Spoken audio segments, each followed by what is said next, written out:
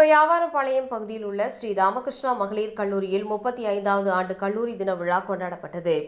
இதில் சிறப்பு விருந்தினராக திரைப்பட நடிகர் ஆரி அர்ஜுனன் கலந்து கொண்டு மாணவிகள் மத்தியில் சிறப்புரை.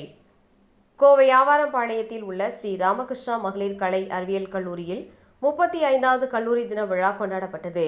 நிகழ்ச்சியில் திரைப்பட நடிகரும் தன்னம்பிக்கை பேச்சாளருமான ஆரி அர்ஜுனன் சிறப்பு விருந்தினராக கலந்து கொண்டு மாணவிகள் மத்தியில் சிறப்புரையாற்றினார். அப்போது அவர் கூறியதாவது: தோல்விகள் நம்மை வெற்றியாளராக்கும், அவமானங்கள் தான் நம்மை சாதனையாளராக்கும். அதனால் உங்களுக்கு நேரும் அவமானங்கள் வென்று காட்டுங்கள்.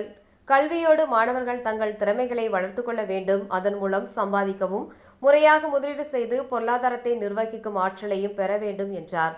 நிகழ்ச்சியில் சிறப்பு விருந்தினரும் கல்லூரியின் முன்னாள் மாணவியுமான அமெரிக்காவின் டிஸ்கலண்ட் டைட் நிறுவனத்தின் குவாலிட்டி அஷூரன்ஸ் பிரிவின் துணை மேலாளர் திவ்யா கனகராஜ் கலந்து கொண்டு மாணவிகள் மத்தியில் கூறியதாவது: பெண்களின் வாழ்க்கையை வடிவமைப்பதில் கல்லூரிக்கு பெரும் பங்கு இருப்பதாகவும், மற்றவர்களோடு ஆக்கப்பூர்வமான நட்புறவு பேணுதல், நம் வெற்றிக்கு துணை நிற்கும் உந்து சக்திகளை மதித்தல், நம்முடைய பலவித திறமைகளை மேம்படுத்திக் கொள்ளுதல் போன்ற பண்புகளை நம்மால் மேம்படுத்த உதவும் என்றதோடு, வாய்ப்புகளை கண்டறிந்து பயன்படுத்திக் கொள்ளவும் கற்றுக்கொள்ள வேண்டும் என்று கூறினார்.